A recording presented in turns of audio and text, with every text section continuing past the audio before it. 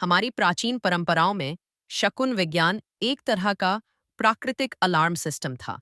जैसे मोर का नाचना बारिश का संकेत देता था, जो किसानों के लिए बेहद महत्वपूर्ण जानकारी थी।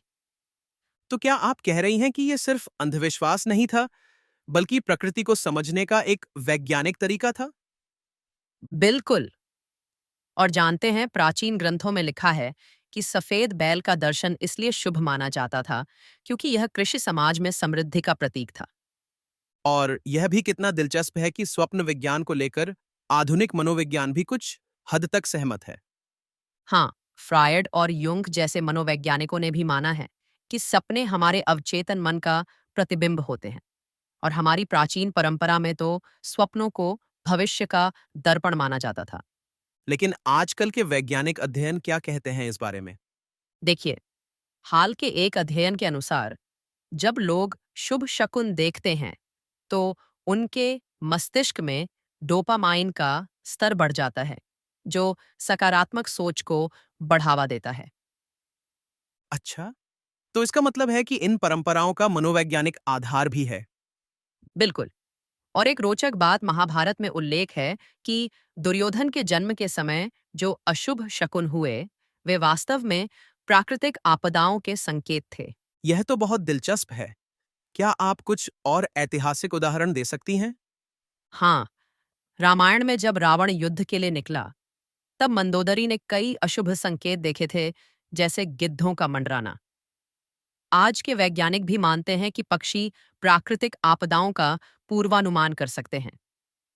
तो शायद हमारे पूर्वजों ने प्रकृति के इन संकेतों को एक व्यवस्थित रूप दिया होगा। और सिर्फ यही नहीं, आधुनिक न्यूरोसाइंस बताती है कि जब हम किसी शुभ शकुन पर विश्वास करते हैं, तो हमारा दिमाग उस परिणाम के लिए अधिक सकारात्मक और तैयार हो जाता है। यानी कि ये परंपराएं वास्तव में मनोवैज्ञानिक टूल्स की तरह काम करती थीं। बिल्कुल। और आज के तनावपूर्ण समय में भी ये परंपराएं लोगों को मानसिक शांति और दिशा प्रदान करती हैं। एक सर्वे के अनुसार 65% लोग मानते हैं कि इन परंपराओं से उन्हें जीवन की चुनौतियों का सामना करने में मदद मिलती है। तो क्या हम कह सकते हैं कि इन प्राचीन परंपराओं का आधुनिक जीवन में भी महत्व है? हाँ, लेकिन इन्हें अंधविश्वास की तरह नहीं, बल्कि एक सांस्कृतिक और मनोवैज्ञानिक संपदा के रूप में देखना चाहिए। ये हमारी विरासत का वो हिस्सा हैं जो हमें प्रकृति और अपने मन को बेहतर ढंग से समझने में मदद करता है। वाकई में ये